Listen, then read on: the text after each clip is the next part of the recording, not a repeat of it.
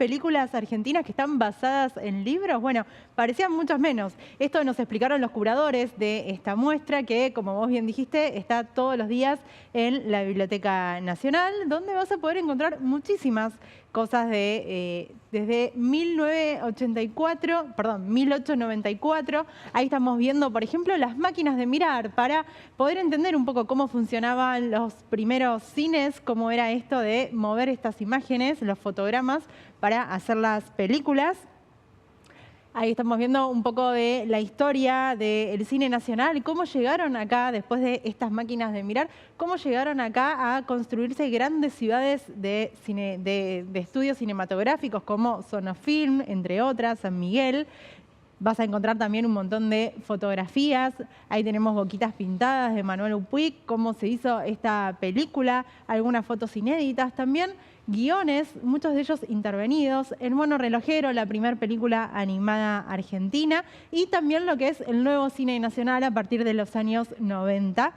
Y como te decía, bueno, ahí, mira, este por ejemplo es un cuaderno de una directora, de Paula Hernández, que estuvo presentándose en el Bafisi en estos días, donde ella escribía sus storyboards a mano, súper artesanal. Estuvimos hablando con los curadores de esta muestra, con Federico Boido y Fernando Olivera, que nos contaron cómo se organizó esto y cuáles fueron los puntos que a ellos más les gustaron de esta muestra. De Los prisioneros de la tierra, acá tenemos esos guiones intervenidos. Sí, este es el esquema argumental, así aparece en la caja de Darío Quiroga. ¿Qué es eso? Es una caja donde hay recortes de revista y algunas fotografías, y entre esos aparece el esquema argumental. Son varias hojitas y esto es lo que les contaba, ¿no? Esta idea de que no se ponían muy de acuerdo en el título, porque todos los cuentos, realmente sus títulos daban cuenta de lo que querían contar, y finalmente Prisioneros de la Tierra fue lo que los aunó a las tres obras de Horacio Quiroga. Las aguas bajan turbias tienen la singularidad que es la adaptación de un libro que escribe un escritor comunista que se llama Alfredo Varela. Él publica un libro que se llama El río oscuro, era sobre los trabajadores de los yerbatales de Misiones. Lo publica en el 43. Y casi 10 años después, Hugo del Carril, un actor, un director, un músico importante, muy importante de la cultura argentina, decide llevar este libro al cine. Borges, no, ineludible en cualquiera de las exposiciones de la Biblioteca Nacional. En este sector de la muestra nosotros le llamamos casos, porque son aquellos escritores que fueron llevados muchas veces al cine a lo largo de la historia, y Borges es un caso. Destacamos algunas de las películas, y una de ellas fue Invasión, porque tiene toda esta historia detrás que nos parecía que era muy interesante de contar, que tiene que ver con que Bioy Casares y Borges escriben el argumento de esa película y se lo van a regalar a Hugo Santiago.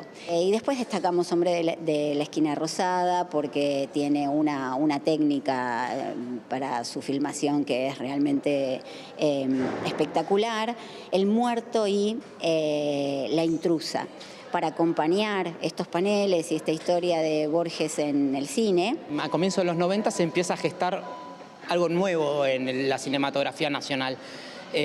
Un grupo de jóvenes, directores jóvenes, muchos de ellos formados en las universidades que nacen en ese periodo, como la FUC, por ejemplo, la Universidad de Cine, empiezan a producir un cine distinto que trae nuevos personajes, nuevas atmósferas. Allá hay una joyita de Paula Hernández, ¿no? Ella dibuja desde muy chica, y que dibuja todas las películas en un cuaderno antes de hacerlas porque necesita poder imaginarlas. Después, capaz de lo que sucede en el cuaderno a lo que después es la película, hay muchas mutaciones, pero nosotros podemos ver cómo en el cuaderno ella coloca desde fotografías de lo que ella cree que pueden ser como escenarios de rodaje, hasta los guiones, la forma en que se colocaría la cámara. Es una de las escenas icónicas del cine, no solo porque es ganadora del Oscar, El secreto de sus ojos, sino porque en muchas películas románticas, digamos que la escena de la despedida en el tren es un clásico.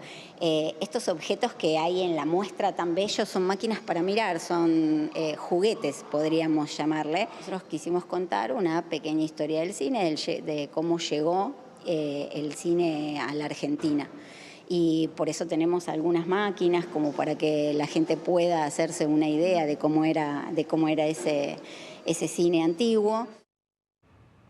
Bueno, escritos en celuloide de lunes a viernes de 9 a 21 en la Biblioteca Nacional y los sábados y los domingos de 11 a 19. Pero además este martes 29, va a haber una charla especial con los representantes de las grandes empresas cinematográficas de la época de oro del cine nacional. San Miguel, Sonofilm y Lumitón. Así que invitados, entrada libre y gratuita.